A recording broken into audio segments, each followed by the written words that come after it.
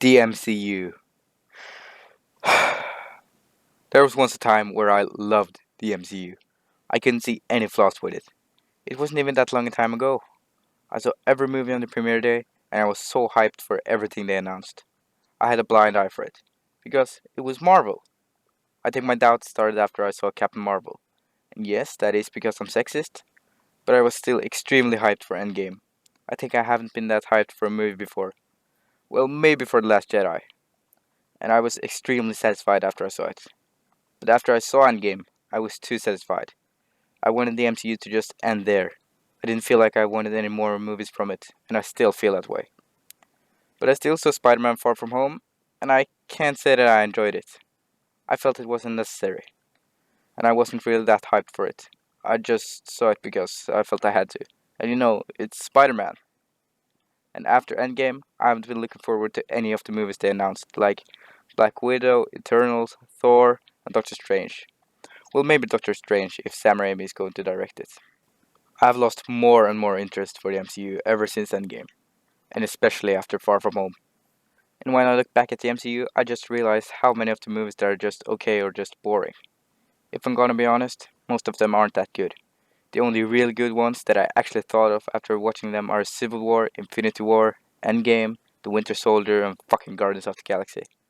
But that's like 5 movies! You can't say that the MCU is bad if you really like all these movies, I hear you say.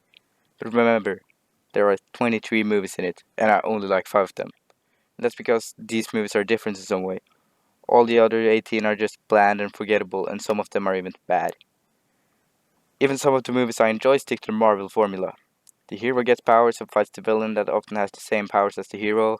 The hero loses in some way at first, but wins at the end, and most of the time the villain dies, and maybe the villain does something stupid that makes them kill himself in a way that the hero is not responsible for their death. In the end, the hero also makes some sort of sacrifice or learn a lesson about being more responsible or something like that. All the movies are like this in some way, just with some variation. A criticism that the MCU often gets is that there are no stakes and that nobody dies. I don't need that the main character die or something, I'm just so sick of the formula. But they will keep on using it because it makes money. A lot of money.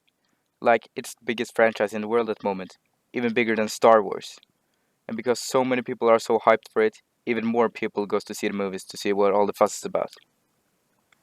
And I can't talk about the MCU without mentioning the cult of Marvel fans. They treat it like it's the most important thing that exists, and they treat the actors like they're some sort of fucking gods. The actors are good in these movies, and I like every one of them. But come on, they're just fucking people. They act as the character. Most of them doesn't even know stuff about the MCU. Not that they have to, but they're not as invested in this as the fans believe.